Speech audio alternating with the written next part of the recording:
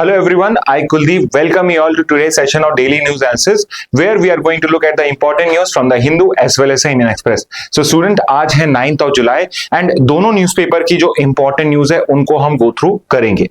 Okay so पहली news जो हम गो थ्रू करने वाले हैं एक इंपॉर्टेंट न्यूज है and it is regarding India US trade relations. और यहां पे अपडेट ये आया है कि इंडिया और यूएस ये दोनों जो सबसे बड़े ट्रेड पार्टनर्स है, एटलीस्ट इंडिया का सबसे बड़ा जो ट्रेड पार्टनर है करंटली वो यूएस है और उसके साथ हम एक एफटीए या ट्रेड डील साइन करने वाले हैं. एंड यहां पे डोनाल्ड ट्रंप का पर्टिकुलर स्टेटमेंट आया कि ये पर्टिकुलर ट्रेड डील जो है, India also says that trade deal with US is imminent और डोनाल्ड ट्रंप ने भी वहां स्टेटमेंट दिया है कि बहुत जल्द हम इस ट्रेड डील को करेंगे. सो पहले तो आपको इसका बैकग्राउंड पता होना चाहिए कि यहां पे हमें इतनी ज्यादा जल्दी क्यों है इस ट्रेड डील को करने के लिए. And the reason is this person only, Donald Trump. और इन्होंने यहां पे क्या करा है कि इन्होंने सारे कंट्रीज को एक अल्टीमेटम दे दिया है कि बिफोर 1 अगस्त आप या तो अपने टैरिफ्स कम करिए या फिर यूएस के साथ में एक इक्वालिटी का पर्टिकुलर एग्रीमेंट साइन करिए with regard to trade deal. Because जिन भी कंट्री के साथ हमारा ट्रेड डेफिसिट है और वो हम पे जो इंपोर्ट के रिस्ट्रिक्शंस लगाते हैं तो हम भी इक्विवेलेंट इंपोर्ट रिस्ट्रिक्शंस लगाएंगे, हम भी इक्विवेलेंट उनके ऊपर पे टैरिफ्स लगाएंगे जिसको बोला जाता है रेसिप्रोकल टैरिफ. तो अगर इंडिया यूएस के गुड्स पे 40% करीब इंपोर्ट टैक्स लगाता है तो यूएस भी इंडिया के ऊपर पे करीब 40% आपका इंपोर्ट टैक्स लगाएगा. ओके तो इस तरह का इन्होंने जब ये पर्टिकुलर क्या बोलते हैं धमकी दी तो अब इंडिया ने यहां पर डिसाइड करा है कि हम भी उनके साथ में ट्रेड डील साइन करेंगे. ओके तो यहां पे इस पर्टिकुलर कंटेक्स्ट में आ जाते हैं कि अभी जो पर्टिकुलर ट्रेड डील हम करना चाह रहे हैं यूएस से, उसमें मेन स्टिकिंग पॉइंट क्या है या फिर यहां पे मेन इश्यू ऑफ कंटेंशन क्या है. तो अगर मैं यहां पे बात करूं यूएस की साइड से तो यूएस वांट कि हम यहां पे जीएम क्रॉप जो होते हैं, जेनेटिकली मॉडिफाइड क्रॉप जो होते हैं और जिसमें यूएस लीडर है वर्ल्ड के अंदर में, उनका इंपोर्ट यहां पे अलाउ करें. बट इंडिया के अंदर में जीएम पर्टिकुलर जो गुड्स होते हैं, जीएम फूड्स क्रॉप्स होते हैं, इनका इंपोर्ट अलाउड नहीं है currently, specifically because of environmental reason and also because of health reason. अब मैं आपको पहले क्लियर कर देता हूं कि जो जीएम क्रॉप्स होते हैं बहुत सारी स्टडीज हो चुकी हैं. एज ऑफ नाउ आज तक इनका कोई भी environmental impact, negative environmental impact या नेगेटिव हेल्थ इंपैक्ट वाली कोई साइंस या रिपोर्ट सामने नहीं आई है. तो as per scientist genetically modified जो क्रॉप्स होते हैं वो परफेक्टली फाइन होते हैं, ना उनसे कोई एनवायरमेंटल इश्यू हुआ है ना उनका कोई हेल्थ इश्यू हुआ है आज तक. फिर भी इंडिया के अंदर में पब्लिक जो है, पब्लिक एनजीओ जो होती हैं, इवन जो आपकी रूलिंग गवर्नमेंट है बीजेपी है, उसके जो सपोर्टिंग एनजीओज हैं, पार्टीज हैं, वो सब भी जीएम क्रॉप्स को यहां पे अपोज करते हैं. दे बिलीव कि ये अगेंस्ट नेचर जाता है और इसके लॉन्ग टर्म के अंदर में बड़े इंपैक्ट्स हो सकते हैं. सेकेंड रीजन इज कि यूएस ऑल्सो वांट्स कि यहां पे उनके जो पर्टिकुलर डेयरी प्रोडक्ट्स हैं उनको भी हम इंडिया में एंट्री अलाउ करें. बट वी नो दिस कि इंडिया के अंदर में एग्रीकल्चर जो है वो सबसे बड़ा एम्प्लॉयर है. ऑल्दो उसका जीडीपी कंट्रीब्यूशन कम होगा बट सबसे बड़ा एम्प्लॉयर है और बहुत सारे फार्मर्स और डेयरी फार्मर्स स्पेसिफिकली आपके इन प्रोडक्ट्स के सेल्स पे डिपेंड करता है. तो अगर यूएस का मार्केट या इंडिया का मार्केट यूएस प्रोडक्ट्स के लिए ओपन कर दिया तो यहां पे सीधे डायरेक्टली इंपैक्ट किस पे पड़ेगा, उन पर्टिकुलर फार्मर्स पे. एंड मेजॉरिटी ऑफ जो फार्मर्स है वो स्मॉल एंड मार्जिनल फार्मर्स होते हैं और उनके पास में कोई कैपिटल भी नहीं होता है. So they are totally dependent on the sales of these dairy products only. और यहां पे अगर हमने ये पर्टिकुलर मार्केट उनके लिए ओपन कर दिया, यूएस के डेयरी एक्सपोर्टर्स के लिए ओपन कर दिया, तो यहां पे ये पर्टिकुलर मार्केट के अंदर में यहां के फार्मर्स के लिए सर्वाइव कर पाना मुश्किल हो जाएगा. तो ये मेन स्टिकिंग पॉइंट्स हैं इस जो पर्टिकुलर डील चल रही है इंडिया यूएस के बीच में. प्रोबेबली अगर इनका सॉल्यूशन बना दिया जाए या इसका एक्सेप्शन क्रिएट कर दिया जाए तो उसके बाद में ये डील फाइनलाइज हो जाएगा. एंड हमें थोड़ी सी जल्दबाजी इसलिए बिकॉज ट्रेड डील साइन होती है या नहीं होती है, अगस्त 1 से रेसिप्रोकल टैरिफ जो है वो लगना स्टार्ट हो जाएंगे. तो अगर ट्रेड डील फाइनल हो गई तो हम पे वो नहीं लगेंगे, बट अगर फाइनलाइज नहीं हुई तो अगस्त 1 से इंडिया के ऊपर भी लगना स्टार्ट हो जाएंगे. ओके तो ये तो है ये particular news. So I thought कि यहां पे हम कुछ इंपॉर्टेंट डेटा पॉइंट्स को चेक कर लेते हैं जो आपके एग्जाम के लिए इंपॉर्टेंट है. फॉर एग्जांपल सबसे पहली चीज जो आपको पता होनी चाहिए कि इंडिया जो टोटल ट्रेड करता है गुड्स एंड सर्विसेज की मिला के, उसमें हमारे टॉप 5 ट्रेडिंग पार्टनर्स कौन कौन से हैं. अब यूजुअली जो स्टूडेंट्स होते हैं वो पहला याद करके छोड़ देते हैं, बट बिकॉज ये टॉपिक या ये इंपोर्ट का या आपके एफटीए का जो ट्रेड डील है इंडिया यूएस का, क्योंकि ये न्यूज के अंदर में है, तो आई वुड सजेस्ट यू कि अब आप सिर्फ फर्स्ट नहीं टॉप 5 को याद करना स्टार्ट करें. ठीक है, तो एक स्मार्ट स्टूडेंट यही करता है, डिपेंडिंग ऑन करंट अफेयर्स में क्या चल रहा है अकॉर्डिंगली वो अपनी प्रिपरेशन को थोड़ा सा ट्विक कर लेता है। तो हम एक नहीं 5 के नाम याद करेंगे। तो फॉर एग्जांपल कि टॉप 5 ट्रेडिंग पार्टनर में, और ये उसी पर्टिकुलर आपके सीक्वेंस के अंदर में है, और यहां पे इंपोर्ट भी है और एक्सपोर्ट भी है। तो यहां पे टोटल ट्रेड देखी जा रही है, इंपोर्ट अगर किसी कंट्री से ज्यादा चाहे एक्सपोर्ट कम हो तो भी वो टॉप 5 ट्रेडिंग पार्टनर में आएगा। फॉर एग्जांपल चाइना, जहां से हमारा इंपोर्ट तो $100 बिलियन से ज्यादा का है, और हम सिर्फ एक्सपोर्ट जो चाइना करते हैं वो $17-18 बिलियन का ही है, बट स्टिल टोटल 118 बिलियन होता है, और ये ट्रेड के मामले में सेकंड नंबर पे पहुंच जाता है। ओके, तो 5 पर्टिकुलर ट्रेडिंग पार्टनर्स कौन से हैं? यूएस, चाइना, यूएई, रशिया और सऊदी अरेबिया। अब इंटरेस्टिंगली यूएई आपको यहां पे दिख रहा है, तो यू वुड थिंक कि यूएई के अंदर में हम ऑयल ट्रेड ज्यादा करते होंगे, but that is not correct. UAE जो है यहां पे हम हमारा गुड्स और सर्विसेज का भी बहुत ट्रांसपोर्ट करते हैं, वहां से हम कुछ इंपोर्ट भी करते हैं और वहां पे हम एक्सपोर्ट भी करते हैं, सिंपली बिकॉज एक तो इंडिया पाकिस्तान की जो ट्रेड है वो दुबई यूएई से होती है, तो because India Pakistan directly trade नहीं करते तो ये ऐसे घूम के होती है। तो यू कैन सी हियर कि because of not good relation between India Pakistan, दोनों कंट्रीज को ट्रेड में लॉस होता है, थर्ड कंट्री यूएई यहां पे बेनिफिट करती है। मोर ओवर यूएई जो है वो एक बहुत बड़ा ट्रांजिट हब है, तो यहां पे क्या होता है कि कई लोगों ने, कई पर्टिकुलर बड़ी बड़ी कंपनीज ने अपने ऑफिस सेटअप कर रखे हैं, तो आप यहां पे इन कंपनीज के साथ ट्रेड करते हो, और ये कंपनीज आगे जाके जो बाकी के मार्केट्स हैं, जैसे मिडिल ईस्ट का मार्केट हो गया, सेंट्रल एशिया का मार्केट हो गया, यूरोपियन मार्केट हो गया, वहां पे ये रीडिस्ट्रीब्यूट करते हैं, रीब्रांड करके करते हैं, तो इस वजह से एक बड़ा ट्रांजिट हब भी है। 4th नंबर पे आपका रशिया आ जाता है। रशिया के साथ में अभी हम प्राइमरली ऑयल में ट्रेड कर रहे हैं, बट उसके अलावा भी बहुत सारी चीजों का ट्रेड करा जाता है। और 5th नंबर पे आता है आपका सऊदी अरेबिया, जो हमारा one of the largest top 5 आपका ऑयल इंपोर्टिंग कंट्री भी, यानी जहां से हम ऑयल इंपोर्ट करते हैं उसमें ये टॉप सेकंड या थर्ड पे ही आपका सऊदी अरेबिया फॉल करता है। तो यहां पे टॉप 5 ट्रेडिंग पार्टनर्स अब आपको पता होने चाहिए, US, China, UAE, Russia and Saudi Arabia. इसके बाद और भी जो इंपॉर्टेंट हमारे डेटा पॉइंट्स हो सकते हैं, तो आप देख सकते हैं एक क्वेश्चन अभी हमने बना लिया, दूसरा, तीसरा, चौथा, 5वां। तो ये ऐसा टॉपिक है जहां पे क्लैट के 5 से 6 क्वेश्चन बन सकते हैं, तो ये क्वेश्चन एकदम एग्जाम में आने लायक हो गया। तो फॉर एग्जांपल कि इंडिया के टॉप 5 एक्सपोर्ट डेस्टिनेशन कौन से, यानी कि हम एक्सपोर्ट कहां कहां करते हैं, तो उसमें यूएस टॉप पे है, यूएई है, नीदरलैंड है, चाइना है, बांग्लादेश है। ओके, तो ये टॉप 5 कंट्रीज हो जाएंगी।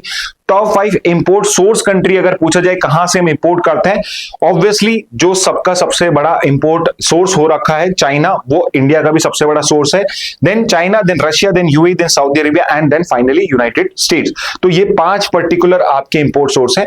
और यूएस ट्रेड डील इसलिए करना चाहता है बिकॉज यूएस जो है, बिकॉज हम वहां पे एक्सपोर्ट बहुत करते हैं, हमारा तो टॉप ट्रेडिंग पार्टनर है। यूएस ऑल्सो वांट्स कि वो भी इंडिया की कहीं टॉप 3 के अंदर में या टॉप इंपोर्ट सोर्सेज में भी पहुंचे। इसके बाद अगर इंडिया के एक्सपोर्ट का कंपोजिशन देखा जाए कि इंडिया एक्सपोर्ट करता क्या क्या है, तो हमारा सबसे बड़ा जो पर्टिकुलर एक्सपोर्ट प्रोडक्ट है वो पेट्रोलियम प्रोडक्ट्स है। अब आप कहेंगे कि इंडिया में तो क्रूड ऑयल होता ही नहीं है, हम तो ऑयल खुद इंपोर्ट करते हैं, तो यहाँ पे एक्सपोर्ट्स क्या है, तो आपको ये समझना पड़ेगा हम इंपोर्ट भी सबसे ज्यादा क्रूड ऑयल करते हैं, पेट्रोलियम प्रोडक्ट्स करते हैं, और एक्सपोर्ट भी सबसे ज्यादा वो करते हैं। अब ये कैसे पॉसिबल है? बिकॉज क्रूड ऑयल जो होता है ये आपका अनरिफाइंड होता है, ये क्रूड फॉर्म में होता है, रॉ फॉर्म में होता है, और इसी को प्योरीफाई करके हम इसके particular products like petrol, diesel, kerosene etcetera को प्रोड्यूस करते हैं। तो एक क्वेश्चन मैं आपसे ये पूछ रहा हूं कि वो कौन सा प्रोसेस है, कौन सा साइंटिफिक प्रोसेस है जिससे क्रूड ऑयल से हम पेट्रोलियम प्रोडक्ट्स को बनाते हैं? तो mention it in the comment box. बहुत अच्छा क्वेश्चन है ये कि क्रूड ऑयल को रिफाइन करने के लिए कौन सा प्रोसेस यूज किया जाता है जिससे हमें पेट्रोल प्रोडक्ट्स मिलते हैं। और वर्ल्ड की सबसे बड़ी जो अभी रिफाइनिंग कैपेसिटी है उनके टॉप 5 के अंदर में इंडिया भी फॉल करता है। ओके, तो एक्सपोर्ट में पेट्रोल हो गया, इंजीनियरिंग गुड्स हो गए, जेम्स एंड ज्वेलरी हो गई, ड्रग्स एंड फार्मा हो गया, टेक्सटाइल एंड गारमेंट्स हो गया। तो ये तो हमारे टॉप 5 एक्सपोर्ट कंपोजिशन है। और इंपोर्ट का आप देखोगे तो क्रूड ऑयल है, गोल्ड है, इलेक्ट्रॉनिक गुड्स है, मशीनरी है, कोल एंड रिलेटेड फ्यूल्स है। तो इंपोर्ट में गोल्ड है, एक्सपोर्ट में जेम्स एंड ज्वेलरी, यानी कि हमारे पास जो गोल्ड और प्रेशियस मेटल्स को हम रॉ मटेरियल को हम बाहर से इंपोर्ट कराते हैं, उसको यहां पे हम रिफाइन करके, मॉडिफाई करके, उसको डिजाइन करके हम जेम्स एंड ज्वेलरी में एक्सपोर्ट करते हैं। तो ये भी एक इंपॉर्टेंट हमारा इंपोर्ट एक्सपोर्ट का प्रोडक्ट हो जाता है। नेक्स्ट पे मूव करते हैं, Bihar cabinet makes domicile mandatory for women to utilize 35% quota in state government jobs. तो यहां पे आपका जो बिहार स्टेट है, बिहार स्टेट वुमेन को 35% रिजर्वेशन देता है। तो बिहार स्टेट गवर्नमेंट की जितनी भी जॉब्स होती हैं उसकी 35% जो जॉब्स होती हैं वो रिजर्व्ड है आपके किसके लिए, विमेन के लिए। तो जब ये पर्टिकुलर स्कीम 2016 में इंप्लीमेंट करी गई थी तो इस 35% पर्टिकुलर विमेन रिजर्वेशन के अंदर में किसी भी पर्टिकुलर स्टेट की विमेन जो है वो यहां पे अप्लाई कर सकती थी और उनको रिजर्वेशन मिलता था। अब यहां पे क्या करा गया है, यहां पे अब आपका डोमिसाइल भी मैंडेटरी कर दिया गया, विच मींस आपका वहां पे रेसिडेंस होना चाहिए एंड आपकी वहां पे रहने की इंटेंशन होनी चाहिए। ऑलवेज रिमेंबर कि रेसिडेंस और डोमिसाइल में फर्क होता है। क्लैट प्रेप के सारे स्टूडेंट अच्छे से जानते हैं कि मैं क्या बात कर रहा हूं। आपके आर्टिकल 16 के अंदर में रेसिडेंस का बेसिस अलाउड नहीं है, ओनली पार्लियामेंट लॉ बना के कर सकता है। बट रेसिडेंस और डोमिसाइल में डिफरेंस होता है और रेसिडेंस के बेसिस पे आप रिजर्वेशन नहीं दे सकते हो जॉब्स के अंदर में, बट डोमिसाइल के बेसिस पे एक लिमिटेड रिजर्वेशन जो होता है वो अलाउड होता है। ओके, तो यहां पे इस पर्टिकुलर न्यूज के अंदर में अब हम ये भी समझेंगे कि सुप्रीम कोर्ट ने डोमिसाइल रिजर्वेशन को कैसे समझा है और उसके ऊपर पे अगर कोई लिमिट लगाई है तो वो लिमिट क्या है। ओके, तो केस लॉज तो आपके सामने है, बट केस लॉज आपको याद नहीं करने होते, आपको उसका जो प्रिंसिपल है उसमें क्या हेल्ड डाउन करा गया था वो याद होना चाहिए। कोई केस इंपॉर्टेंट होगा तो मैं आपको अदरवाइज भी वो बताऊंगा। ओके, तो ये तो हो गया कंटेक्स्ट कि बिहार ने यहाँ पे 35% हॉरिजॉन्टल रिजर्वेशन जो विमेन के लिए वो करा गया। चलिए एक और कंसेप्ट जिनको नहीं पता है वो समझा देता हूं। हम एक हॉरिजॉन्टल रिजर्वेशन की बात करते हैं, एक वर्टिकल रिजर्वेशन की बात करते हैं, दोनों में डिफरेंस क्या होता है। तो जब हम ब्रॉड क्लासिफिकेशन करते हैं, जैसे कि फर्स्ट टाइम जो टोटल जॉब्स हैं उसको हमने किन पर्टिकुलर ग्रुप्स में डिवाइड करा है, तो जो 100% अगर सीट्स हैं लेट्स से, तो उसमें हमने SC ST OBC के अंदर में जो डिवीजन करा है वो तो है वर्टिकल डिवीजन या वर्टिकल रिजर्वेशन। और अब यहां पे आपका EWS भी अलग कैटेगरी आ चुका है। ओके, और यहां पे जो हॉरिजॉन्टल रिजर्वेशन होता है वो होता है रिजर्वेशन विद इन रिजर्वेशन। तो आप सिंपल अगर वर्टिकल हॉरिजॉन्टल में कभी क्वेश्चन आ जाए तो ये याद कर लेना कि हॉरिजॉन्टल होता है रिजर्वेशन विद इन रिजर्वेशन, इससे याद करिएगा तो उसका अपोजिट आपको हमेशा याद अपने आप याद हो जाएगा। तो यहां पे अगर विमेन को 35% रिजर्वेशन है तो एक जनरल कैटेगरी भी हो गई, विच मींस कि जनरल के अंदर में जो सीट्स है 35% विमेन के लिए, SCs में STs में OBCs में जो टोटल सीट्स रिजर्व्ड हैं उसमें से 35% सीट्स विमेन के लिए रिजर्व्ड है। सिमिलरली जो पर्सन्स विद डिसेबिलिटी के लिए या ट्रांसजेंडर के लिए कई स्टेट्स प्रोवाइड करती हैं, ये भी आपका हॉरिजॉन्टल रिजर्वेशन होता है। यानी जनरल में जो भी परसेंट ऑफ रिजर्वेशन PWD के लिए यूजुअली 3% या 3.5%, वो हर कैटेगरी के अंदर में आपका रिजर्वेशन विद इन रिजर्वेशन होता है। तो आपको ये चीज समझ में आनी चाहिए। ओके, तो 35% हॉरिजॉन्टल रिजर्वेशन अलाउ किया गया। जुडिशियल प्रोसीडेंट क्या है, तो डोमिसाइल रिजर्वेशन के डिफरेंस को लेके जो सबसे इंपॉर्टेंट लैंडमार्क केस है वो है doctor Pradeep Jain versus union of India. तो अगेन क्लैट के प्रिपरेशन के लिए नहीं, अदरवाइज आप इस केस को पढ़ना चाहो तो पढ़ सकते हो। My suggestion would be wait for college to happen, जब आप कॉलेज में आ जाए तब इस केस को आप पढ़ लेना, ठीक है। उससे पहले भी आप क्लैट पे फोकस करिए। Anyway, Pradeep Jain versus union of India में क्या कहा गया था, supreme court held that residence और domicile can not be the sole basis for reservation in education institutions और जॉब्स। तो आर्टिकल 15 और 16 के अंदर में ऑल्दो डोमिसाइल मना नहीं है, 15 के अंदर में रेसिडेंस भी मना नहीं है, बट यहां पे सुप्रीम कोर्ट ने क्लैरिफाई करा कि सिर्फ डोमिसाइल और रेसिडेंस के बेसिस पे आप नहीं कर सकते हो। तो यहां पे अगर ये जजमेंट हो सकता है ये भी चैलेंज हो जाए, बट अगर मैं सिर्फ बिहार के पब्लिक को यहां पे रिजर्वेशन देता, इररिस्पेक्टिव ऑफ कि उनकी कोई सोशल बैकवर्डनेस नहीं है, कोई एजुकेशनल बैकवर्डनेस नहीं है, कोई इकोनॉमिक बैकवर्डनेस नहीं है, तो possibly because of Pradeep Jain ये पर्टिकुलर चीज अलाउ नहीं होती। बट बिकॉज यहां पे विमेन एम्पावरमेंट के हम रीजन सोच सकते हैं तो शायद ये अलाउ जाए, बट अदरवाइज अगर सिर्फ और सिर्फ रेसिडेंस और डोमिसाइल रीजन बन जाता है तो as per this particular judgement आप डोमिसाइल के बेसिस पे एजुकेशन और जॉब्स के लिए रिजर्वेशन नहीं कर सकते। सेकेंड जो इसमें क्लैरिफाई किया गया था कि merit must not be compromise and reservation based solely on domicile are constitutionally suspect, यानी कि डोमिसाइल के बेसिस पे सस्पेक्ट है कि वो अलाउ होगा और मेरिट को कॉम्प्रोमाइज नहीं करना है। तो सिंपली यहां पे कोर्ट ये कहना चाह रहा है कि आप जब भी रिजर्वेशन का परसेंटेज डिसाइड करें, you give accountability to merit also, कि उसको भी आपको अकाउंटेबल रखना है, उस बेसिस पे आपको डिसाइड करना है। सेकंड केस पे आते हैं। सेकंड केस है Kailash Chand Sharma versus state of Rajasthan. यहां पे अगेन सुप्रीम कोर्ट ने बोला कि अगर आप ब्लैंकेट रिजर्वेशन देते हो बेस्ड ऑन रेसिडेंस और district level allocation, that is also unconstitutional. यानी कि मान लो राजस्थान के अंदर में कोई एग्जाम हो रहा है और वहां पे मैंने क्या कर रखा है कि हर डिस्ट्रिक्ट के बेसिस पे मैंने डिवाइड कर दिया, तो यहां पर ये पर्टिकुलर चीज भी अलाउ नहीं है। अगर स्टेट गवर्नमेंट डिफरेंट डिस्ट्रिक्ट की सीट्स को भी यहां पे बेस कर देती है कि एग्जांपल के लिए कि जयपुर डिस्ट्रिक्ट से 10% सिलेक्ट होंगे, जोधपुर से 7% होंगे, let's say on base of population also, और हर डिस्ट्रिक्ट से उनकी पॉपुलेशन के बेसिस पे मैंने कर दिया है, तो वो भी अलाउड नहीं है, ऐसा आप नहीं कर सकते। तो एक इंपॉर्टेंट आपके लिए प्रिंसिपल हो चुका है। Local candidates can not be given absolute preference at the cost of equal opportunity. तो लोकल कैंडिडेट्स को आप इस तरीके से एब्सोल्यूट प्रेफरेंस नहीं दे सकते हो कि ये वाली जॉब्स तो इन्हीं पर्टिकुलर के लिए होगी, अगर यहां पे एलिजिबल नहीं तो हम दूसरी स्टेट्स को दे रहे हैं, that is also not allowed. आपको पहले मेरिट को प्रेफरेंस देनी पड़ेगी और डिस्ट्रिक्ट वाइज एलोकेशन आप नहीं कर सकते। इसके बाद थर्ड जजमेंट पे आते हैं।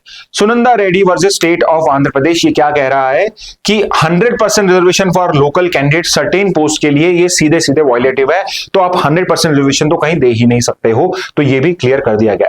अब अगर मैं इन तीनों जजमेंट को समराइज करूं, अपार्ट फ्रॉम सेकंड वाला जो आप अलग से लिख लीजिए कहीं पे कि आप ऐसे blanket reservation based on residence नहीं दे सकते हो। अगर यहां पे डोमिसाइल रिजर्वेशन की एक्सटेंट और लिमिट की बात करी जाए तो यहां पे supreme court has allowed limited residence based preference provided that do not amount to total exclusion of non-domiciled person।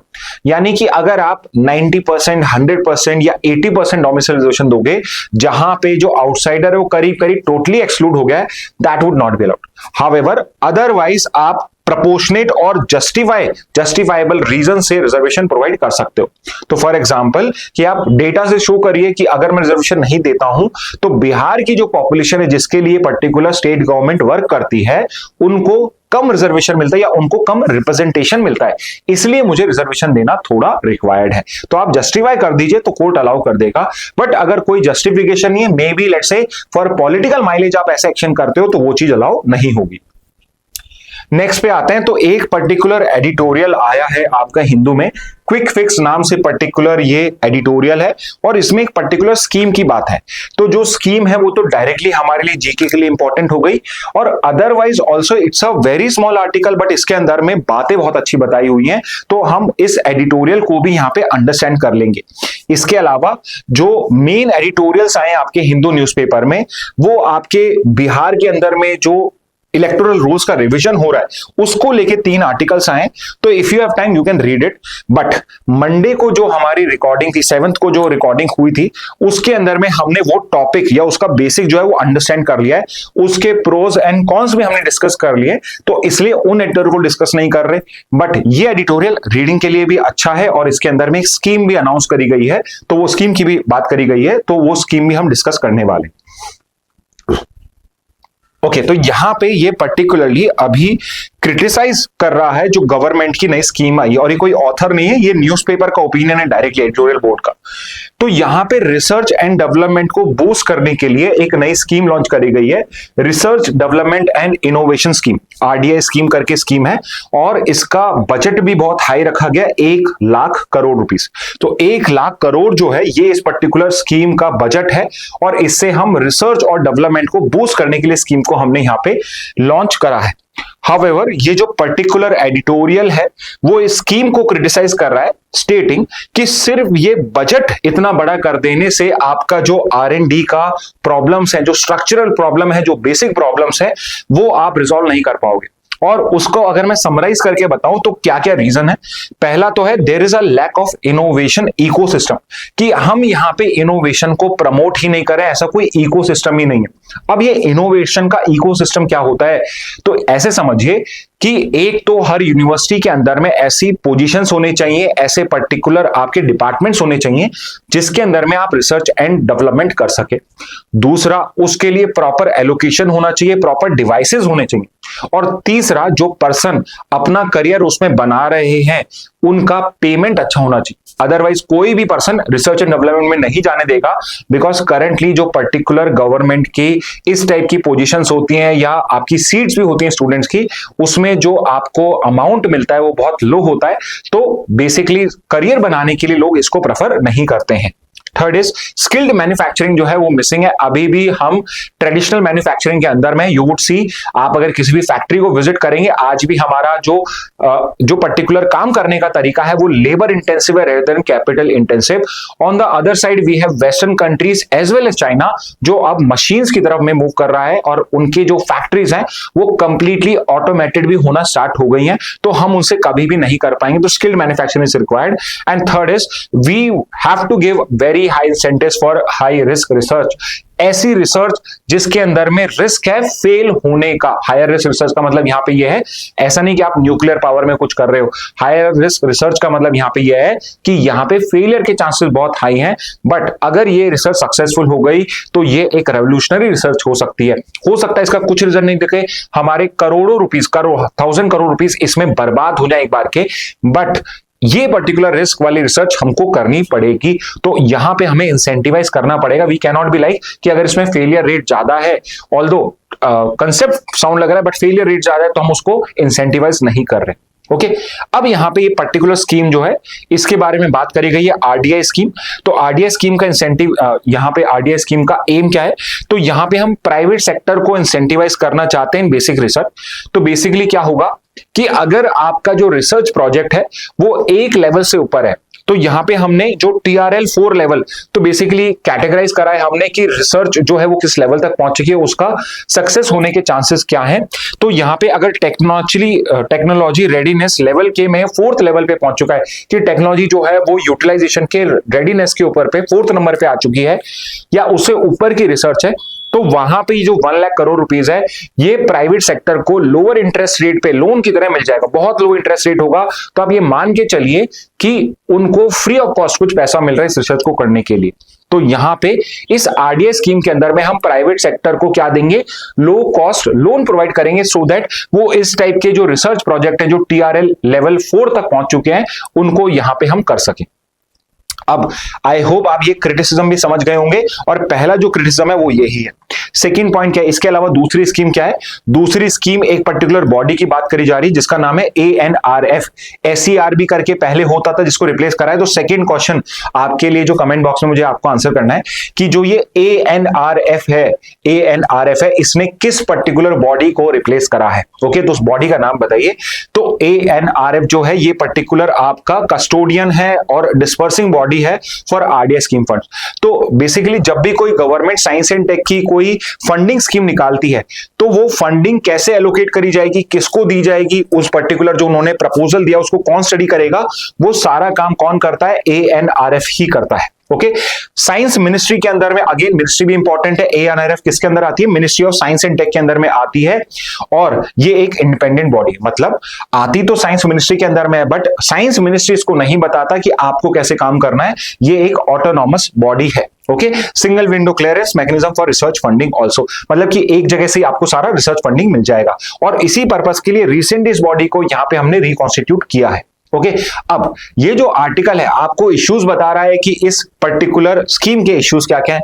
तो पहला है कि यहां पे आर्बिट्री टेक्नोलॉजी कट ऑफ है, कि भाई आप जो ये TRL 4 लेवल का आपने जो ये क्राइटेरिया सेट करा है, it is a very high criteria, और ये क्राइटेरिया नासा ने कई साल पहले डिसाइड करा था, जहां पे इकोसिस्टम जो है, इनोवेटिव इकोसिस्टम जो है वो बहुत डेवलप है, और यहां पे डेवलप नहीं है तो आप इतने हायर लेवल से नहीं कर सकते। तो just for your understanding, TRL system जो है नासा ने क्रिएट करा था, रेंजिंग फ्रॉम TRL 1 जो बेसिक रिसर्च होता है और TRL 9 जो मार्केट रेडी, मतलब कि अगर इसको स्केल अप कर दिया तो ये मार्केट रेडी रिसर्च है, और इसमें सिर्फ हम TRL 4 या अबव TRL 9 तक को अलाउ कर रहे हैं, जो इंडिया के लिए अच्छा पर्टिकुलर स्कीम नहीं है, सिंपली बिकॉज कि यहां पे अर्ली स्टेज जो रिसर्च होती है वहां पे रियल इनोवेशन होता है, वहां पे रियल रिसर्च होता है, एंड इंडिया के अंदर में हमें मैक्सिमम फंडिंग उस लेवल पे करने की जरूरत है, और हमें फेलियर से डरना नहीं चाहिए, हमें हाई रिस्क रिसर्च जो है उसको यहां पे प्रमोट करना है। तो सच रिएक्शन में steeple true innovation which thrives on uncertainty and failure. तो आई होप आपको ये इश्यू समझ में आ गया होगा। सेकंड क्या है, over reliance on private sector. तो यहां पे गवर्नमेंट जो है वो 70% ऑफ इंडिया R&D स्पेंडिंग करती है, which is very very high, और अभी हम यहां पे इन स्कीम्स के थ्रू प्राइवेट सेक्टर पे ज्यादा डिपेंडेंट होना चाह रहे हैं, which is not ready for it. तो सेकेंड आर्ग्यूमेंट जो यहां पे दिया गया है कि गवर्नमेंट यहां पे रेशियो को रिवर्स तो करना चाहता है कि गवर्नमेंट 30% करे और प्राइवेट सेक्टर 70 करे, बट ये जो पर्टिकुलर स्कीम है ये राइट पर्टिकुलर इंटेंशन से या राइट पर्टिकुलर मोडस ऑपरेंडी जो है वो यूज नहीं कर रहे हैं। तो यहां पे वी वांट कि पहले इकोसिस्टम को रिफॉर्म करा जाए, उसके बाद में आप ये फंडिंग को अच्छे से यूटिलाइज कर सकते हो। थर्ड पे आते हैं, lack of military industrial complex. तो अगेन यहां पे एग्जांपल दिया गया यूएस का और बाकी वेस्टर्न कंट्रीज का, जहां पे जो प्राइवेट सेक्टर है, स्पेसिफिकली आपका जो डिफेंस सेक्टर है, जैसे कि बोइंग जो कंपनी है यूएस की, या एयरबस कंपनी है यूरोप की, स्पेन की, और आपका रफाल जो बनाता है डसॉल्ट कंपनी है फ्रांस की है, या आपके जो इजराइल के अंदर में बहुत सारी कंपनी जैसे पेगासस आपका जो स्पाईवेयर बनाया गया था एनएसओ ग्रुप ने, ये सब प्राइवेट कंपनीज है। तो ये जो पर्टिकुलर कंपनीज हैं इन्होंने एक पूरा कॉम्प्लेक्स क्रिएट कर लिया, मिलिट्री इंडस्ट्रियल कॉम्प्लेक्स वहां है, पहले से एग्जिस्ट करता है, और वहां पे अगर आप ऐसी स्कीम दोगे तो वो रिसर्च एंड डेवलपमेंट को फायदा देगा। बट इंडिया के अंदर में ऐसा कोई defence linked innovation drive exist नहीं करता है। तो अगेन वापस इस पॉइंट पे आ जाते हैं, पहले आपको इकोसिस्टम को रिफॉर्म करना पड़ेगा, आपको इकोसिस्टम डेवलप करना पड़ेगा, उसके बाद जो ये पर्टिकुलर आरडीआई स्कीम है ये आपको प्रॉपर रिटर्न प्रोवाइड करेंगी। And fourth is brain drain and weak manufacturing, because यहां इकोसिस्टम नहीं है, तो चाहे आप आरडीआई स्कीम के अंदर में फंडिंग भी प्रोवाइड कर देंगे तो भी जो टैलेंटेड साइंटिस्ट है, because of lack of ecosystem, because of lack of high risk research, इस वजह से वो ये कंट्री छोड़ के दूसरे कंट्री में, यूएस जैसी कंट्री में जहां पे ये इकोसिस्टम एग्जिस्ट करता है वहां जाएंगे। दूसरा है हमारी मैन्युफैक्चरिंग बहुत वीक है, तो हमें मैन्युफैक्चरिंग को भी यहां पे बेटर करना पड़ेगा, जिसके बाद में हम इस पर्टिकुलर प्रॉब्लम को सॉल्व कर सकते हैं। फाइनल लाइन पढ़िए, जो इस पूरे आर्टिकल का एक समराइजेशन है वो ये है, just increasing budget allocations won't solve the deep rooted structural issues. तो हमारे यहां रिसर्च एंड डेवलपमेंट के अंदर में कुछ स्ट्रक्चरल इश्यूज है, सिंपली इकोसिस्टम ही एग्जिस्ट नहीं करता है, इनोवेशन को प्रमोट करने वाला हमारा माइंडसेट ही नहीं हुआ है अभी, तो पहले हमें उसको करने की जरूरत है, फिर हम यहां पे बजट के थ्रू ये प्रॉब्लम सॉल्व कर सकते हैं। थर्ड पर्टिकुलर उस पे आते हैं, तो आज आप देखेंगे कि एक जगह मैं बात कर रहा हूं कि हमें डिफेंस के अंदर में, रिसर्च एंड डेवलपमेंट के अंदर में एक्सपेंडिचर करना चाहिए, और उसी पर्टिकुलर न्यूज़पेपर में एक और आर्टिकल आया है कि अभी जो डिफेंस बजट लोगों के इंक्रीज हो रहे हैं, एंड प्राइमरली जब डिफेंस बजट इंक्रीज होता है तो वो प्रोडक्शन में नहीं होता, वो रिसर्च एंड डेवलपमेंट में ही ज्यादा होता है।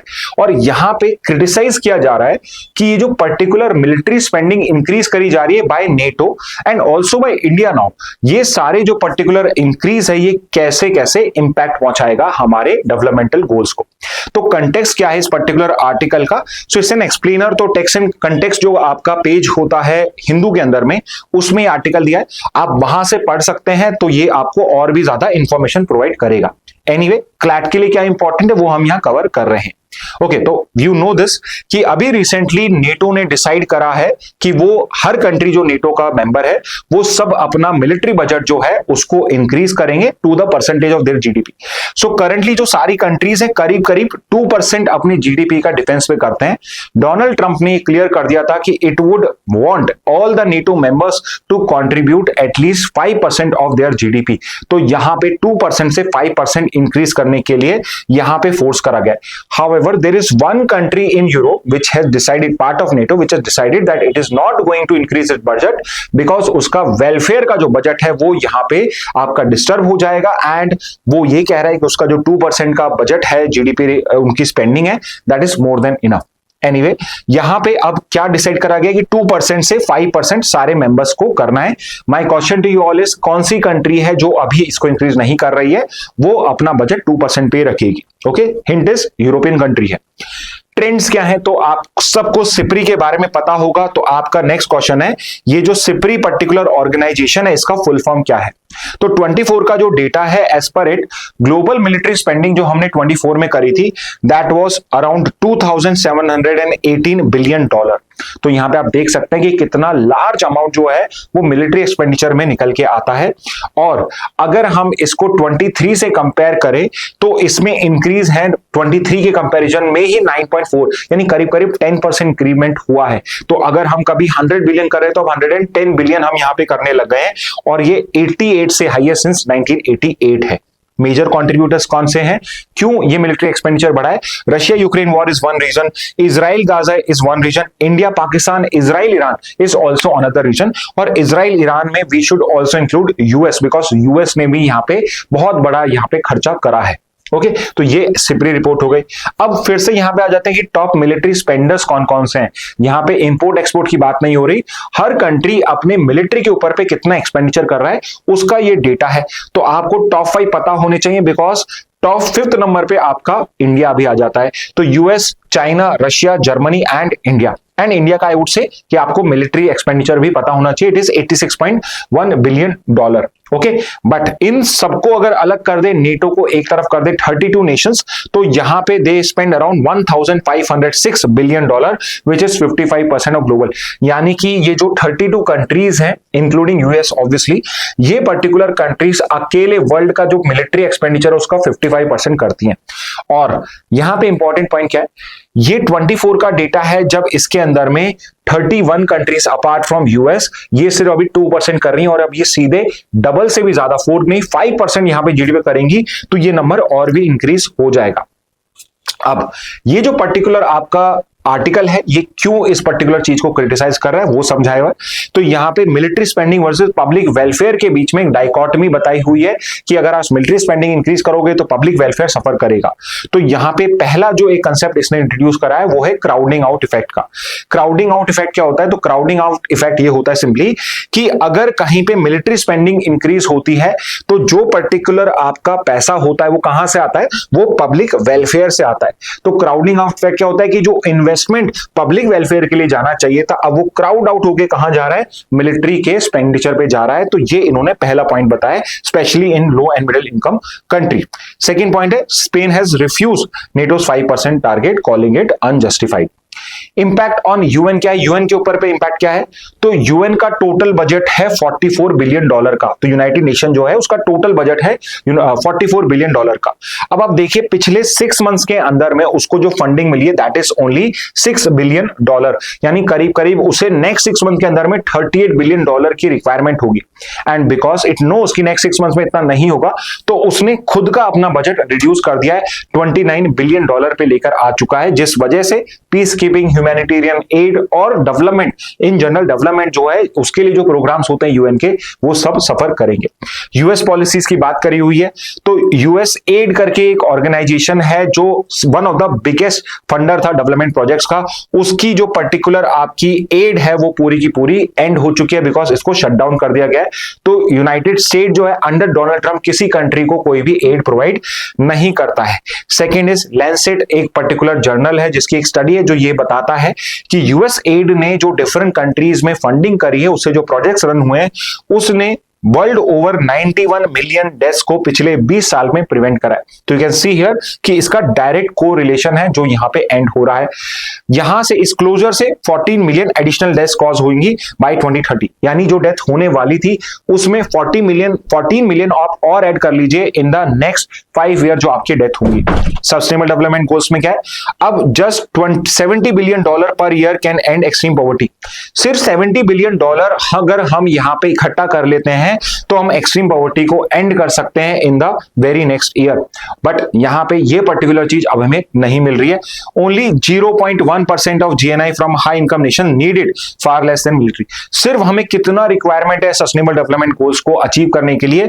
अगर जो कंट्रीज है वो अपने जीएनआई का, ग्रॉस नेशनल इनकम का 0.1% भी कंट्रीब्यूट करें सारी कंट्रीज, जो नेग्लिजिबल है, वेरी लेस है उनके मिलिट्री बजट से, तो हम सस्टेनेबल डेवलपमेंट गोल्स को यहां अचीव कर सकते हैं। तो यू कैन सी हियर कि यहां पे मिलिट्री स्पेंडिंग का डायरेक्ट इंपैक्ट कैसे पड़ने वाला है पब्लिक वेलफेयर के ऊपर पे।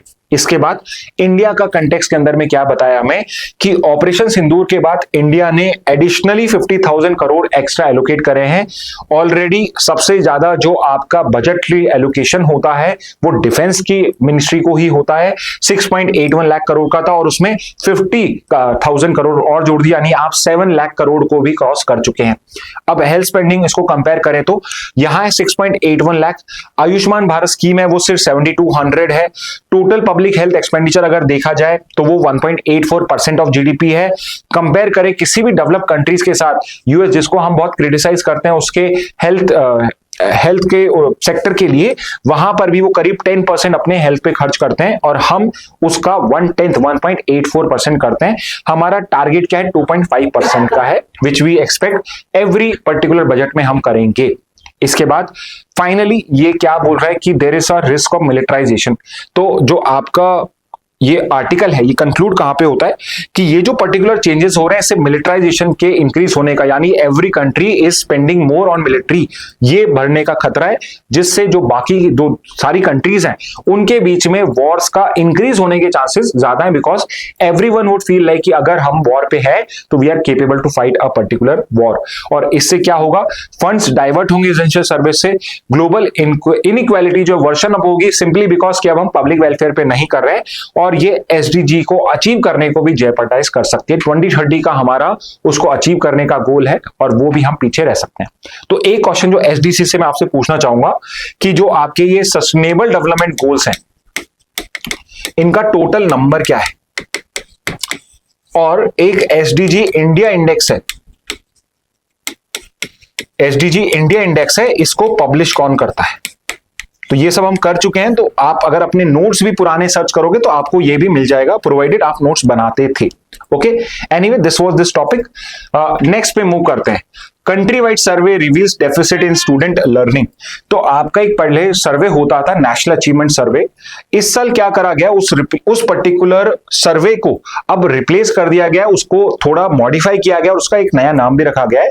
और उस सर्वे का पर्पस क्या है? वो बेसिकली आपके कंट्रीज के डिफरेंट रीजन में जाता है, पूरे इंडिया के स्टूडेंट से वो सर्वे करता है, स्कूल्स का सर्वे करता है और वो ये जाके असेस करने की कोशिश करता है कि हमारी जो पर्टिकुलर स्टूडेंट्स हैं उनके लर्निंग आउटकम्स क्या है, क्या वो दुनिया के बारे में जानते हैं, नहीं जानते, क्या वो रीडिंग कर पाते हैं, क्या वो मैथ्स की कैलकुलेशंस कर पाते हैं, एक्सेट्रा। ओके, तो वो जो नया सर्वे उसका नाम क्या है? तो उसका नाम है परख आरएस सर्वे। ठीक है, तो ये परख आरएस सर्वे नया नाम है। पहले ये सर्वे पहले भी होता था, नेशनल अचीवमेंट सर्वे के नाम से होता था, बट अब ये परख आरएस के नाम से होता है। परख आरएस का फुल फॉर्म क्या है? Performance assessment review and analysis of knowledge for holistic development राष्ट्रीय सर्वेक्षण, यानी इंडिया लेवल का सर्वेक्षण है, सर्वे है आपका ये, जिसमें हम परफॉर्मेंस असेस करते हैं, रिव्यू करते हैं और एनालिसिस करते हैं on in a holistic way. कौन कंडक्ट कराता है? मिनिस्ट्री ऑफ एजुकेशन है जो इसको कंडक्ट कराती है। तो कोई एनजीओ नहीं करा रही है। जैसे एक सर्वे है Acer report, if you remember, तो आप बताइए कमेंट बॉक्स में एसर रिपोर्ट को कौन पब्लिश करता है। और दूसरा हो गया परख आरएस, जिसे मिनिस्ट्री ऑफ एजुकेशन यहां पे कंडक्ट और पब्लिश करती है। पर्पस क्या है? कोर सब्जेक्ट्स के अंदर में हमारे स्टूडेंट्स का क्या परफॉर्मेंस है एट द नेशनल लेवल, ये यहां पे जज करा जाता है। सर्वे डिटेल्स, किस किस क्लास के बच्चों को यहां पे जज किया जाता है? तो ग्रेड्स हैं जो 3, 6 और 9, 3rd क्लास, 6th क्लास और 9th क्लास के बच्चों को यहां पे असेस किया जाता है।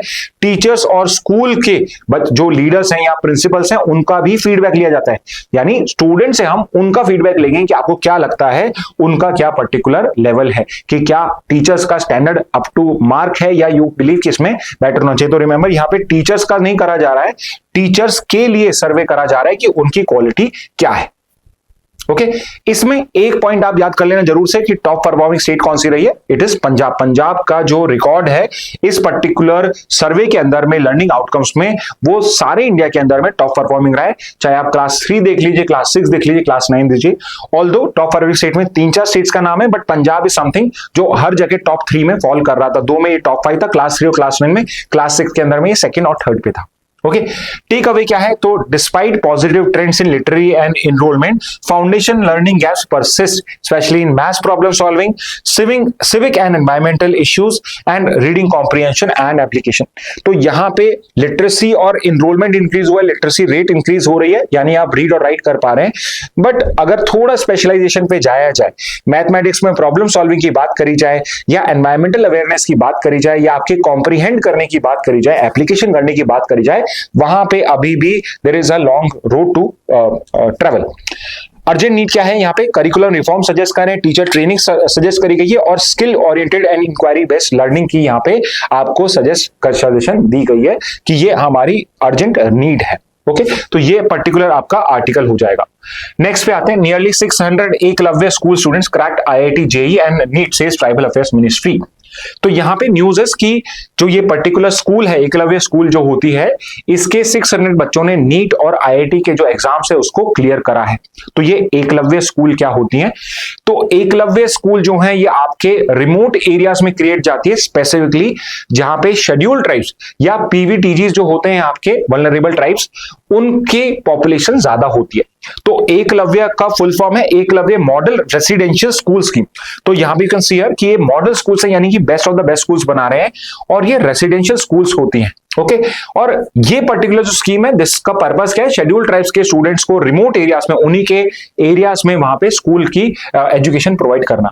इसको कौन ने लॉन्च किया है? तो मिनिस्ट्री ऑफ ट्राइबल अफेयर्स के अंदर में आती है। हर स्कीम की मिनिस्ट्री आपके लिए इंपॉर्टेंट होती है। इंट्रोड्यूस इन 97-98। तो ये कोई नई स्कीम नहीं है, पुरानी स्कीम है और अभी इसके रिजल्ट्स बहुत अच्छे आ रहे हैं, इसलिए हम इसको पढ़ रहे हैं। क्या एम है? To provide quality education to tribal children in remote areas only. जहां पे फोकस हमारा क्या है? हमारा फोकस है आपके एकेडमिक एंड ऑलराउंड डेवलपमेंट के ऊपर पे। शेड्यूल्ड ट्राइब्स को भी, और शेड्यूल्ड ट्राइब्स के साथ साथ जो पीवीटीजीज होते हैं, आप मुझे बताइए पीवीटीजीज का फुल फॉर्म क्या होता है? आई एम श्योर आप बता पाएंगे, तो कमेंट बॉक्स में वो भी आंसर करिएगा। तो सारी सीट एससी स्टूडेंट्स की नहीं होती है, 85% रिजर्व करी जाती है इंक्लूडिंग पीवीटीजीज की, और प्लस 15% जो सीट्स होती हैं वो ओपन रहती हैं। तो जो रिमोट एरिया में कोई वहां पे आके पढ़ना चाहता है और कोई पर्टिकुलर नॉन ट्राइबल ग्रुप का है, नॉन शेड्यूल्ड ट्राइबल ग्रुप का है, तो वो भी उसमें पार्टिसिपेट कर सकता है। इसको मैनेज कौन करता है? तो एक स्पेसिफिक ऑर्गेनाइजेशन है नेस्ट करके, national education society for tribal students. ये autonomous body under ministry of tribal affairs, तो launch by ministry of tribal affairs and manage by NEST. तो यहां पर ही आप नेस्ट लिख के इसका फुल फॉर्म लिख लेना, सो दैट यू नो कि एकलव्य स्कूल को रन कौन करता है। नेक्स्ट स्कीम, नेक्स्ट उस पे आते हैं न्यूज पे। इंडियन एक्सप्रेस से भी न्यूज देख लेते हैं। ये न्यूज अगेन दोनों न्यूज़पेपर में न्यूज करीब करीब सेम आती है, इंपॉर्टेंट न्यूज दोनों न्यूज़पेपर में कवर होती है। कई बार बस इतना हो जाता है कि कोई न्यूज आज एक न्यूज़पेपर में आ गई तो नेक्स्ट डे वो दूसरे में आ जाएगी। ओके, बट इंपॉर्टेंट न्यूज सारी कवर होती है। तो एक्सप्रेस का एक ही न्यूज देखते हैं, BRICS nations condemn and reject Europe's carbon based import duties. तो ब्रिक्स नेशन का भी, ब्रिक्स का एक समिट हुआ है अभी, आपका किस कंट्री में आप बताइए कमेंट बॉक्स के अंदर में। 7 मंडे को हमने ये भी डिस्कस करा ही था। एनीवे, उस ब्रिक्स समिट के अंदर में ब्रिक्स कंट्रीज ने जो यूरोपियन यूनियन का ये कार्बन इंपोर्ट टैक्स है उसको यहां पे क्रिटिसाइज करा गया है। तो यहां पे ये कार्बन बेस्ड इंपोर्ट ड्यूटीज क्या है इसको समझ लेते हैं। तो यहां पे जिस पर्टिकुलर प्रोग्राम को ब्रिक्स क्रिटिसाइज कर रहा है वो है सीबैम, कार्बन बॉर्डर एडजस्टमेंट मैकेनिज्म। अब ये सीबीएएम क्या है? तो ये एक टाइप का कार्बन इंपोर्ट टैक्स है जो इंपोज किया है यूरोपियन यूनियन ने। Okay, so it's a carbon import tax bye European union, which means कि अगर किसी कंट्री के अंदर में कार्बन एमिशन ज्यादा होता है तो उस कंट्री से जो पर्टिकुलर चीजें इंपोर्ट करी जा रही हैं उसके इंपोर्ट पे यूरोपियन यूनियन जो है वो सीबीएएम टैक्स लगाएगा। It's a tax only, tax लगाएगा एक स्पेसिफिक परसेंटेज के ऊपर। अब यहां पे ये पर्टिकुलर जो आपका टैक्स परसेंट है ये किस बेसिस पे डिसाइड होता है? तो हर किसी प्रोडक्ट पे नहीं होगा। जो पर्टिकुलर प्रोडक्ट्स यूरोप में बनते हैं और उन पे कार्बन टैक्स लगता है, एग्जांपल के लिए स्टील और सीमेंट, अगर आप यूरोपियन यूनियन के किसी कंट्री में अगर प्रोड्यूस करते हो तो वहां पर उनको कार्बन टैक्स पे करना पड़ता है। लेट्स से कि एक कंपनी है एक्स जो लेट्स से फ्रांस में थी। अब फ्रांस में ये पर्टिकुलर कंपनी जब स्टील को प्रोड्यूस करेगी तो जो ये पर्टिकुलर एक्स है इसको यहां पे क्या करना पड़ेगा? इसको एक्स को यहां पे टैक्स पे करना पड़ेगा, कार्बन टैक्स पे करना पड़ेगा। बट अगर यहां पे ये जो पर्टिकुलर कंट्री, ये पर्टिकुलर कंपनी है, अगर ये पर्टिकुलर कंपनी फ्रांस से अपनी पर्टिकुलर फैक्ट्री को इंडिया में कर देती है तो अब इसे कार्बन टैक्स पे नहीं करना पड़ेगा। तो इससे क्या होगा? जो स्टील सीमेंट जिन पर भी कार्बन टैक्स लगता है, they would want to change या they want to replace their particular factory into another country, तो वहां जाके सेटअप करेंगे। तो इस चीज को भी कंट्रोल करने के लिए क्या डिसाइड करा कि जिन पर्टिकुलर प्रोडक्ट्स पे ईयू के अंदर में टैक्स लगता है, अगर वो बाहर से भी इंपोर्ट होके आ रहा है उस पे भी हम कार्बन टैक्स लगाएंगे if the origin country does not impose a carbon tax. अगर इंडिया भी कार्बन टैक्स लगाता है तो कोई इशू नहीं है, बट अगर इंडिया नहीं लगाता है तो अब उस पर्टिकुलर गुड्स पे होगा, सो दैट जो डोमेस्टिक पर्टिकुलर कंपनीज हैं उनको यहाँ पे कोई भी नुकसान ना हो, बिकॉज बाहर से जो इंपोर्ट होकर आ रहा है उस पर कार्बन एमिशन भी हो रहा है और कार्बन टैक्स भी नहीं लग रहा है। ओके, तो ये basically to prevent carbon leakage, shifting of carbon intensive industries to countries with lax emission norms. तो इस चीज को डिस्करेज करने के लिए, इन कंपनीज को डिस्करेज करने के लिए कि वो दूसरे कंट्रीज में जहां पे कार्बन एमिशंस को लेके रूल्स थोड़े से कमजोर हैं वहां पे जाके सेटअप करें। इस कार्बन लीकेज को प्रिवेंट करने के लिए एक और टर्म हमारे पास आ गया है, ये देखिए इसी टाइप के क्वेश्चन बन जाते हैं कई बार। कार्बन लीकेज क्या होता है वो आपको यहां समझाया हुआ है, और उसको कंट्रोल करने के लिए CBAM यहां पे करा गया है, और ब्रिक्स कंट्रीज जो है ये इस टाइप की पॉलिसीज को रिजेक्ट कर रहे हैं।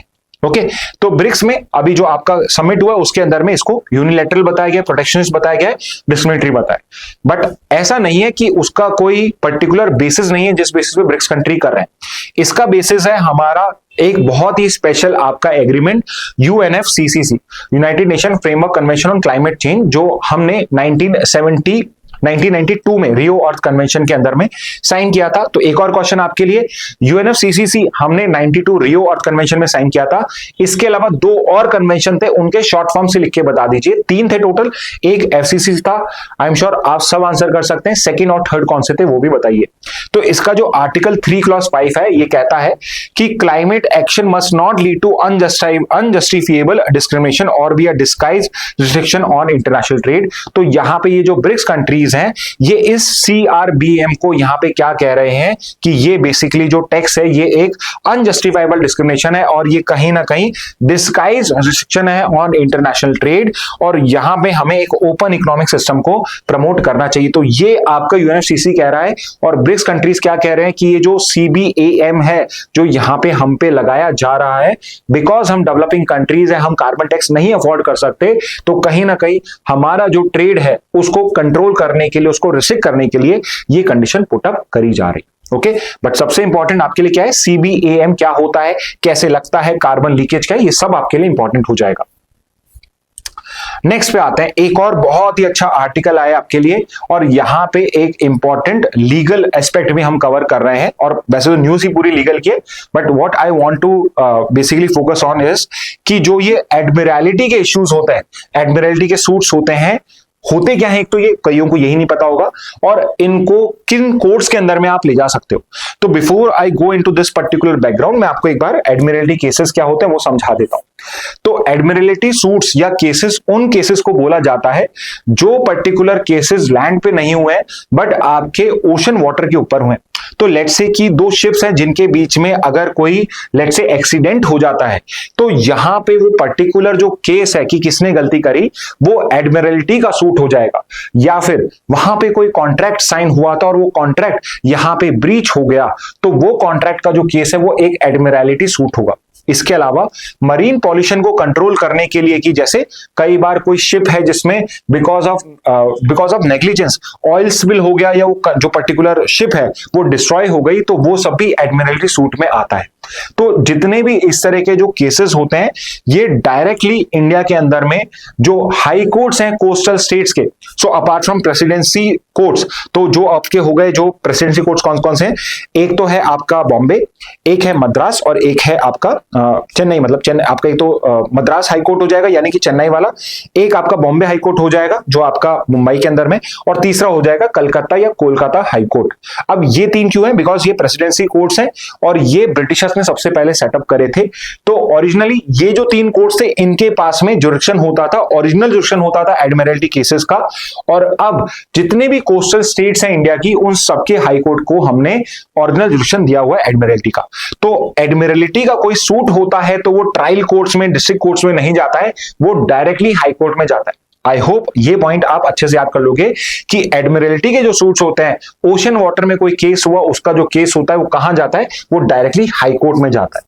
तो यहां पे बैकग्राउंड क्या है, तो इफ यू रिमेंबर केरला के कोस्ट के पास में एक पर्टिकुलर ये शिप था MSC Elsa 3, ये कैप्साइज हो गया था और इस वजह से ऑयल स्पिल हुआ था, lot of marine life, lot of marine environment was destroyed because of this.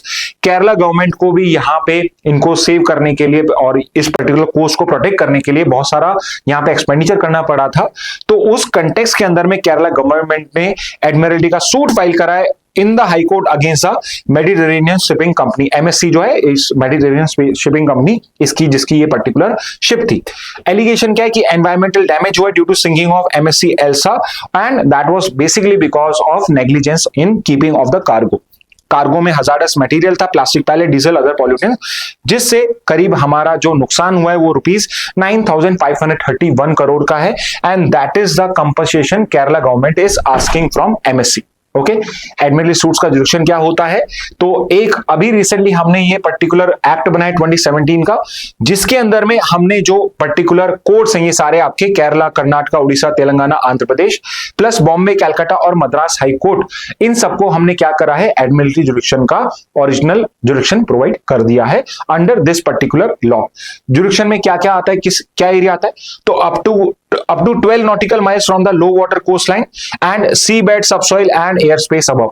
तो इस एरिया के अंदर में अगर कोई पर्टिकुलर केस हो जाता है, कोई इस टाइप से इश्यू होता है, तो उस पर्टिकुलर केस के अंदर में एक एडमिरल्टी सूट बन जाता है। यानी 12 nautical miles जो है वाटर के अंदर में वहां तक ये होता है, उसमें सी बेड, सब सॉइल, एयर स्पेस अबव, उस पूरे रीजन 12 nautical miles के रीजन के अंदर में जो भी ऐसा केस होता है वो एडमिरल्टी सूट में आता है। ओके, हाई कोर्ट क्या क्या केस सुन सकता है? Environmental damage, measures taken for to remove और mitigate such damage and compensation for such damage. तो ये हाई कोर्ट का जुरिडिक्शन होता है एडमिरल्टी सूट के अंदर में कि वो क्या क्या बारे में किस किस टाइप के केसेस को हियर कर सकता है और क्या रेमेडी वो प्रोवाइड कर सकता है।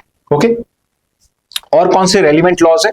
तो apart from this Admiralty suit या एडमिरल्टी एक्ट जो है 2017 का, उसके अलावा ये 3 लॉज और हैं जिसके अंदर में डिफरेंट गवर्नमेंट की organisation as well as private persons यहां पे इन कंपनीज को सू कर सकते हैं फॉर मरीन पॉल्यूशन या अदर कंपनसेशन रिक्वायरमेंट।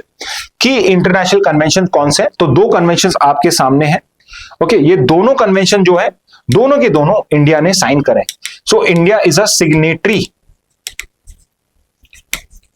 और रेटिफाइड भी है, मतलब इंडिया बाउंड है।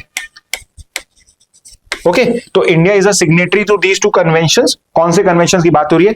एक तो है मार्पुल, जो शॉर्ट है मरीन पॉल्यूशन का, वैसे इसका फुल फॉर्म क्या है? International convention for the prevention of pollution from ships, but MARPOL बोलते हैं इसको शॉर्ट में मरीन पॉल्यूशन के लिए। तो ये बेसिकली कन्वेंशन है to control marine pollution by oil, chemical and garbage को यहाँ पे ये रेगुलेट करता है। अगर ऐसा कोई इंसिडेंट हो जाता है जिससे ये पॉल्यूशन हो रहा है, किसकी क्या रिस्पॉन्सिबिलिटी होगी, कंट्रीज की क्या रिस्पॉन्सिबिलिटी है, everything is covered in this particular MARPOL. इससे पहले का एक और लेजिस्लेशन है सिविल लाइबिलिटी कन्वेंशन ऑफ 1969, जिसमें अगर कोई पर्टिकुलर शिप से डैमेज होता है स्पेसिफिकली ऑयल पॉल्यूशन से, तो अंडर दिस पर्टिकुलर कन्वेंशन जो इंडिया ने भी साइन करा है, उसमें जो शिप ओनर होता है उसकी लाइबिलिटी होती है। तो या तो शिप ओनर पे करेगा या आप इंश्योरेंस करा के रखिए, वो इंश्योरेंस जो है वो आपको प्रोवाइड करेंगे। तो शिप ओनर्स को यहां पे लाइबिलिटी जो होता है ऑयल पॉल्यूशन से जो डैमेज है उसके लिए कवर करनी पड़ती है एंड इंडिया जो है ये दोनों का सिग्नेटरी है। ओके, तो ये आपकी एक और इंपॉर्टेंट न्यूज हो गई। फाइनली एक इंपॉर्टेंट न्यूज पे आ जाते हैं जो एलेट का आई वुड से बहुत अच्छा क्वेश्चन बनता है। I would otherwise also say कि ये कोई भी आप कॉम्पिटिशन पेपर दीजिए, ये एक बहुत अच्छा क्वेश्चन है। बहुत बार ऐसे पॉइंट्स हमारे मिस हो जाते हैं, बट यहां हम मिस नहीं कर रहे हैं। तो अब करंटली इंडिया का फास्टेस्ट मैन ऑन अर्थ कौन है? यानी अगर मैं बात करूं कि 100 मीटर या 200 मीटर के अंदर में इंडिया का फास्टेस्ट मैन आपसे पूछ लिया जाए, वो पर्सन जिसका नेशनल रिकॉर्ड है वो कौन है, तो उस पर्सन का नाम होगा अनिमेश कुजूर। तो अनिमेश कुजूर जो है वो इंडिया के फास्टेस्ट मैन है, बिकॉज रिसेंटली ग्रीस के अंदर में एक एथलेटिक मीट हुई थी जिनमें इनका टाइम था 10.18 यहां पे लिखा हुआ है क्या? ओके, तो यहां लिखा हुआ नहीं है, बट ये रहा, यस ये रहा 10.18 सेकेंड्स का जो पर्टिकुलर इनका टाइम था 100 मीटर के अंदर में, और इन्होंने अब ये नया रिकॉर्ड कराया। और ये रिकॉर्ड इसलिए भी स्पेशल है बिकॉज इससे पहले जो रिकॉर्ड था वो गुरविंदर सिंह का था, जिनका रिकॉर्ड था 10.20 सेकेंड्स का। यानी कि फॉर द फर्स्ट टाइम किसी इंडियन ने, इससे पहले कभी नहीं हुआ, किसी इंडियन ने 10.20 सेकेंड्स का जो पर्टिकुलर मार्क है उससे कम टाइम के अंदर में रेस को कंप्लीट भी कराया। एंड कुजूर जो है, अनिमेश कुजूर, ये सिर्फ 100 मीटर का ही नहीं, अब 100 मीटर का और 200 मीटर का दोनों का नेशनल रिकॉर्ड जो है वो इनके हाथ में ही है। तो इसलिए अनिमेश कुजूर जो है, मैं आपको फिर बता रहा हूं, एलेट के लिए ये एकदम शॉर्ट शॉर्ट क्वेश्चन दिख रहा है मुझे, और प्लस ये सारे एग्जाम्स के लिए बहुत इंपॉर्टेंट क्वेश्चन है, चाहे क्लैट का हो चाहे किसी भी एग्जाम का हो, करंट अफेयर्स का ये बहुत इंपॉर्टेंट वन लाइनर आप सब लोगों के लिए है। तो ऐसी न्यूज होती है, ये न्यूज चार्ट्स वर्ड्स आपको नहीं करने हैं। I am sure you know this कि वर्ल्ड का फास्टेस्ट पर्सन कौन है, अभी 100 मीटर का वर्ल्ड फास्टेस्ट रिकॉर्ड किसके नाम पे, वो मुझे आप बता दीजिए वर्ल्ड रिकॉर्ड किसका है, और अनिमेश कुजूर का नाम आप याद रख लेना। ओके, तो स्टूडेंट्स ये थी आज की सारी न्यूज। तो अगेन बहुत सारी न्यूज जो आज हमने कवर करी है इंपॉर्टेंट है। मेरा हमेशा फोकस रहता है कि न्यूज को आपको अंडरस्टैंड करने में हेल्प हो, जो पॉइंटर्स होते हैं जिसपे डायरेक्ट क्वेश्चन बनते हैं उनको हम यहाँ न्यूज में कवर कर ले। अदरवाइज न्यूज़पेपर रीडिंग करना आपको कर सकते हैं, आपके पास में अगर टाइम है तो प्लीज करिए। बहुत कम टाइम है तो सिर्फ एडिटोरियल रीड कर लीजिए, बट आई वुड सजेस्ट कि कुछ तो रीड करिए, बिकॉज रीडिंग हैबिट को रखना आपके एग्जाम के लिए बहुत जरूरी है। ओके, सो इस मैसेज के साथ एंड करेंगे। Thank you and have a very nice day.